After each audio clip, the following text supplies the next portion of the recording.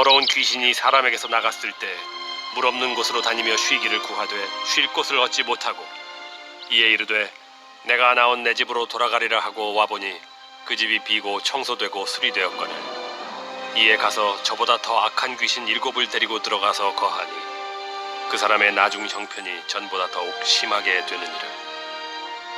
이 악한 세대가 또한 이렇게 되리라. 2020년도 우리나라 통계청 자료에 따르면 전국에 빈집이 151만 채가 넘는다고 합니다. 대한민국에 집이 전부 몇 채가 있을까요? 대략 1852만 채, 조금 넘는답니다. 근데 1852만 채 중에 8.2%가 빈집이라고 합니다.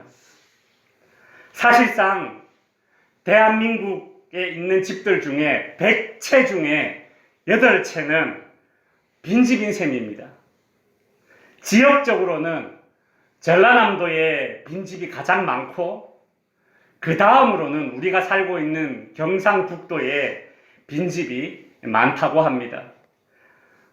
인구가 고령화되고 그리고 젊은이들이 시골을 떠나서 농촌을 떠나서 도시로 이주하는 그런 경향 가운데 빈집은 점점 급속도로 이제 늘어난다고 하죠. 그래서 이 빈집은 사회적인 문제가 됩니다. 우리보다 이런 것들을 경험하고 있는 가까운 일본만 봐서도 각 지자체별로 따로 예산을 편성해서 빈집을 관리하는 그런 예산을 편성하고 있고 그 비중이 점점 늘어나고 있다고 하죠. 이런 빈집들은 외관으로 보기에도 좋지 않지만 이것이 자칫 또 범죄의 장소로 또 쓰이기도 하는 그런 일들이 많습니다. 그래서 항상 빈집이 이제 문제가 되기도 하죠. 여러분 어떻습니까? 우리 동네는 빈집이 얼마나 되나요? 제가 덕지교회에 온 지 아직 만 3년이 되지 않았는데 그 사이에 빈집이 몇 채 더 생겼지 않습니까? 참 집이란 게 희한합니다. 사람이 살 때는 몰랐는데 빈집이 된 지 불과 1년, 2년 사이에 우중충해지는 것이 눈에 보일 정도입니다. 아무리 좋은 집도 사람이 없고 비어 있으면 그렇게 적막하고 쓸쓸해 보입니다. 심지어 오랜 동안 빈집으로 방치되어서 폐가가 된 집들은 무서움을 유발하기도 합니다. 그래서 옛날부터 도깨비 집이니 귀신이 나오는 집이니 하는 얘기들이 동네마다 있지요. 그죠? 이게 그냥 나온 소리가 아니라 심리학적으로 근거가 있는 그런 이야기입니다. 실제로 사람들은 빈 공간에 대한 두려움을 느낀다고 합니다.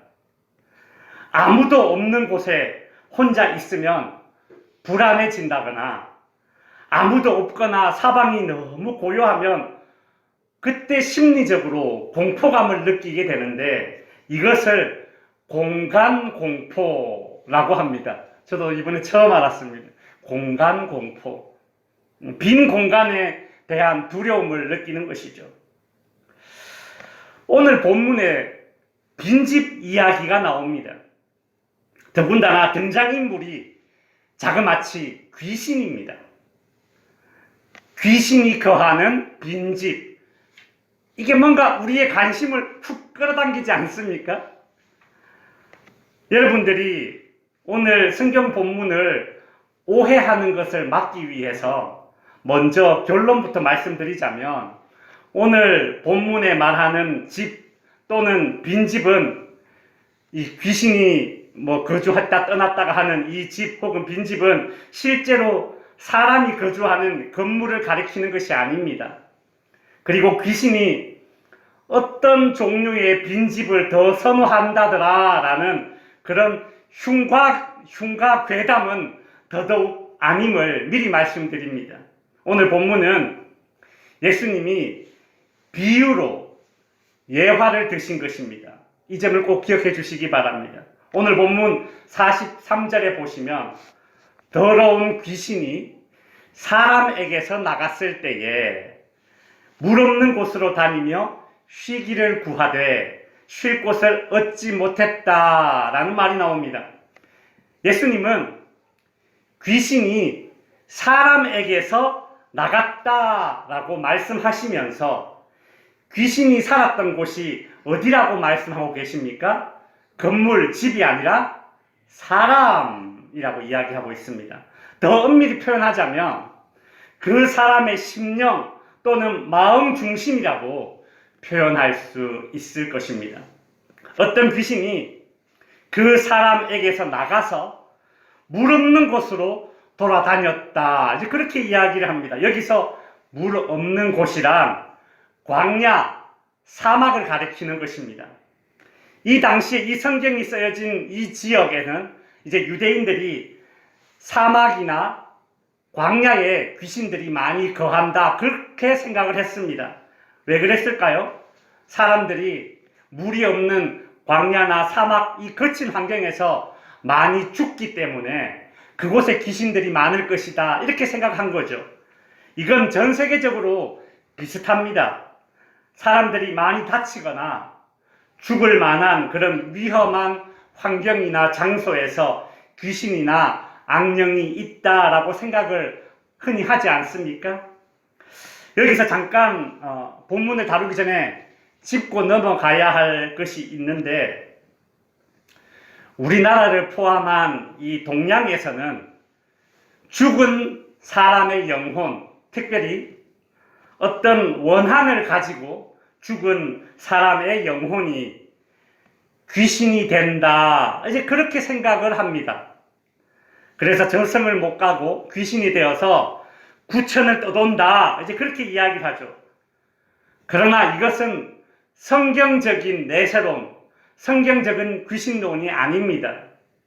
성경적인 내세로는 사람은 죽으면 죽는 그 즉시 그의 영혼은 천국 아니면 지옥으로 선택되어서 그렇게 들어가지 그 영혼이 절대 이 세상을 떠돌지 않습니다. 그렇다면 귀신이란 무엇인가? 성경은 일단 귀신의 존재를 인정합니다. 사복음서에 보시면 예수님께서 실제로 귀신을 쫓아내신 사건들이 자주 등장하게 되죠. 그렇지만 성경은 죽은 사람의 영혼이 귀신이라고 하지는 않습니다. 귀신을 마귀 사탄이 부리는 악한 영 정도로만 언급하고 있으니 그 정도 선에서 귀신의 존재를 이해하시면 될 것 같습니다. 자, 이제 다시 본문으로 돌아가서 그렇게 이제 그 사람에게서 나온 귀신이 물 없는 곳, 광야 사막을 돌아다니다가 이런 말을 했답니다. 오늘 본문 44절에 보시면 이에 이르되 내가 나온 내 집으로 돌아가리라 하고 와보니 그 집이 비고 청소되고 수리되었거늘. 귀신은 자신이 있던 곳을 내 집이라고 표현하고 있습니다. 43절에서는 귀신이 있던 곳이 그 사람이라고 얘기했죠. 더 정확히 표현하자면 그 사람의 심령, 그 사람의 마음 중심이었는데, 이제 44절에서는 귀신은 그 사람의 마음 중심을 자기 집이다. 그렇게 이야기하고 있습니다. 이게 무슨 뜻입니까? 오늘 본문에 나오는 귀신은 어떤 특정한 건물이나 장소가 아니라 사람의 심령의 자리를 잡고 그 사람의 마음을 장악하고 그 사람을 조정하면서 여기가 내 집이다 라고 주인 행세를 했었다는 것입니다. 그러다가 어떤 이유인지에서는 모르겠으나 잠시 그 사람에게서 떠나게 되었는데 얼마 뒤에 자기가 사로잡고 있던 그 사람에게 다시 돌아와 보니 그 집이 어떤 집입니까? 여전히 비어 있는 상태입니다. 이전에도 그 사람의 심령이 빈집이어서 자기 마음대로 그 안에서 귀신이 주인 행세를 하였는데 다시 돌아와 보니 청소되고 수리까지 되어 있는, 그러나 여전히 비어 있는 상태, 즉 빈집이었다는 겁니다. 풀어서 이야기하자면 그 귀신이 살고 있던 그 사람의 마음이 여전히 비어있는 상태였다라는 것입니다. 그러자 귀신이 어떻게 행동을 했습니까? 오늘 본문 45절에 보시면 이에 가서 저보다 더 악한 귀신 7을 데리고 들어가서 거했다라고 합니다. 이 귀신은 자신이 살고 있던 어떤 사람의 심령, 그 사람의 마음 중심에 자기보다 더 악한 귀신 7을 데리고 들어가서 거기에 자리 잡았다. 이제 그 말씀입니다. 더 악한 귀신을 5도 아니고 10도 아니고 왜 7을 데리고 갔다고 이야기하고 있을까요? 유대인들에게 이 7이라는 숫자는 완전한 숫자를 의미합니다. 우리로 치면 1000이라는 숫자입니다. 우리가 엄청 많은 재물을 얻게 되었을 때에 일확천금이라는 그런 말을 쓰지 않습니까?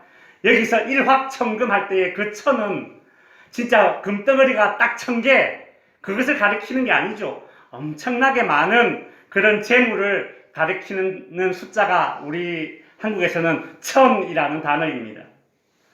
마찬가지로 이 유대인들은 7이라는 숫자를 완전한 숫자로 생각해서 지금 사용하고 있습니다. 우리나라의 1000이라는 개념으로 이 7이라는 숫자를 사용했다고 보면 되죠. 즉, 한 마리 귀신이 나가서 7마리 귀신을 데리고 왔다라는 것은 이 귀신이 악한 존재에다가 심지어 7이라는 완전한 그런 개념까지 더해지니까 이 사람의 상태가 아주 최악의 상태가 되어버렸다는 겁니다. 그래서 오늘 본문 45절 후반부에 보시면 그 사람의 나중 형편이 전보다 더욱 심하게 되었느니라 라고 하죠. 여러분, 예수님의 이 비유, 이 예화가 주는 교훈이 무엇입니까? 오늘 예수님이 비유로 드신 이 귀신이 거했던 빈집은 실제 건물이 아니라 무엇이었습니까? 그 사람의 심령 또는 그 사람의 마음 중심을 예수님께서 빈집으로 묘사했던 것입니다. 귀신은 그 빈집, 그 사람의 빈 마음에 다시 들어가서 이전보다 더 악하게 주인 행세를 하였습니다. 성도 여러분, 빈집이 많은 사회적인 문제를 일으킬 수도 있고 또 집이 비어 있으면 위험하듯이 오늘 성경은 우리의 심령, 우리의 마음 중심이 비워져 있으면 그 마음 중심, 비워져 있는 그 마음 중심은 마치 빈집처럼 위험하다라는 그런 경고의 말씀을 주고 있습니다. 여러분의 심령, 마음 중심을 빈집으로 만들어 놓고 살다가는 나중에는 그 형편이 심히 악화될 것이라는 말씀입니다. 성도 여러분, 그러니 우리는 어찌해야 합니까? 우리 심령 속에 하나님을 주인으로 모셔야 합니다. 따라해 주십시오. 우리 심령 속에 하나님을 주인으로 모셔야 합니다. 여러분의 빈 마음을 그냥 내버려 두지 마십시오. 하나님을 주인으로 모시지 않는 심령은 세상에 악한 것들이 들어와서 결국은 그 사람을 멸망의 길로 몰고 갈 것입니다. 성도 여러분, 빈집이 위험하듯이 하나님을 주인으로 모시지 않는 그 빈 마음은 반드시 불행해지고 실패하게 되어 있습니다. 사람들이 오해하는 것이 한 가지가 있습니다. 마음을 비우면 해결된다라는 생각입니다. 마음을 비우면 행복해질 수 있고 이전보다 형편이 더 나아질 수 있다고 생각합니다. 이것은 동양의 오랜 사상 중에 하나입니다. 오늘날 동서양을 떠나서 명상이나 요가 같은 것들이 유행하고 있는데 그 이유가 무엇입니까? 내 마음을 비우겠다, 그거 아닙니까? 그러나 이런 주장들은 비움을 통해서 더 나아질 수 있다라는 이런 주장들은 아쉽게도 다 실패로 돌아갔을 뿐이고 어떤 일시적인 효과는 있을 뿐입니다. 근본적인 대처가 되지 않습니다. 비우는 것보다 더 중요한 것은 무엇으로 그 빈 마음을 채우느냐라는 것입니다. 아무리 집을 깨끗하고 청소하고 수리해도 주인이 없는 빈집은 위험합니다. 여러분의 마음을 하나님께 내어드려서 그분이 내 마음의 주인이 되도록 하십시오. 그래서 예수님은 제자들에게 이렇게 기도하라고 가르치셨습니다. 마태복음 6장 9절에서 10절에 보시면 우리 주님께서 제자들에게 너희는 이렇게 기도해라 그렇게 하시면서 기도문을 가르쳐 주셨는데, 하늘에 계신 우리 아버지여, 이름이 거룩히 여김을 받으시오며 나라가 임하시오며, 이렇게 기도하라고 가르쳤습니다. 여기서 나라가 임하게 해달라는 이 기도 속에는 하나님 아버지께서 우리 마음의 주인이 되어달라는 그 의미가 담겨져 있습니다. 우리는 끊임없이 하나님께 나의 마음을 드리며 하나님이 내 마음의 주인으로 자리 잡기를 기도해야 합니다. 여러분, 기도라는 것이 어떤 내 마음에 있는 소원을 이루기 위한 수단으로서만 사용되는 것이 아닙니다. 기도는 내 마음의 어떤 소원을 하나님 앞에 간구하는 것 그 이전에 내 마음에 하나님께서 주인으로 자리 잡아 주십시오라는 것이 우리의 기도입니다. 그렇지 않으면, 그렇게 기도하지 않는다면 세상의 악한 것이 어느 순간에 내 마음의 중심을 차지하고 자신이 주인 행세를 하려 들 것입니다. 성도 여러분, 오늘날 우리가 사는 세상에는 마치 빈집처럼 빈 마음으로 살아가는 사람들이 너무 많습니다. 마음속에 주인이 없이 돌아다니는 그런 빈집들이 너무 많습니다. 그래서 전쟁과 살인과 폭력과 억압과 질병이 끊이지 않습니다. 빈 마음으로 살아가는 사람들이 그리 많으니까 이 세상이 위험하고, 여러분, 사람이 무섭다라는 생각이 들지 않습니까? 빈집을 보면, 그 흉가를 보면 무서운 마음이 들듯이 빈 마음으로 살아가는 사람들이 그렇게 많으니 사람이 무섭다라는 얘기가 절로 나오는 것입니다. 성도 여러분, 바울은 이 집으로 묘사된 우리의 마음에, 이 빈 마음에 자리 잡는 이 귀신의 정체를 좀 더 정확하게 로마서에 표현하고 있습니다. 바울은 사람이 이 마음의 중심에 하나님을 모시지 않고 빈 마음으로 살아갈 때에 우리의 그 빈 마음에 자리 잡게 되는 그 귀신의 정체를 명확하게 이야기하고 있는데, 로마서 1장 28절에 이렇게 고백하고 있습니다. 이렇게 이야기하고 있습니다. 또한 그들이 마음에 하나님 두기를 싫어하며, 마음에 하나님 두기를 싫어한다는 것입니다. 하나님을 이 내 마음의 주인으로 인정하기 싫어한다는 것이죠. 그들이 마음에 하나님 두기를 싫어하며 하나님께서 그들을 그 상실한 마음대로 내버려 두사 합당하지 못한 일들을 하게 하셨으니, 하나님은 그 상실한 마음 그냥 그대로 내버려 두신 것입니다. 마치 빈집처럼 상실한 마음으로 살아가는 것 그 자체가 하나님의 형벌이 되어버린 것이죠. 얼마나 불행한 일입니까? 결국 그 마음에 하나님을 주인으로 모시지 않고 빈 마음으로 살아가는 사람들의 상태는 이전보다 더욱 악화되어서 로마서 1장 29절에 보시면 이런 상태가 되어버립니다. 같이 한번 읽어보겠습니다. 시작. 곧 모든 불의, 추악, 탐욕, 악의가 가득한 자요, 시기, 살인, 분쟁, 사기, 악독이 가득한 자요, 수근수근하는 자요, 비방하는 자요. 여러분 보십시오.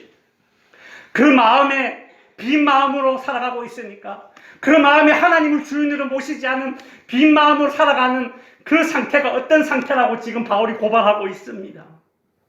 하나님을 자기 마음의 주인으로 모시지 않으니 이런 행태들이 나타나는 것입니다. 저는 특별히 여기 29절 여기 후반부에 보시면 수근수근하는 자요, 비방하는 자요, 하나님을 마음에 두기를 싫어하는 사람들 중에 이런 행태를 한다라는 것이죠.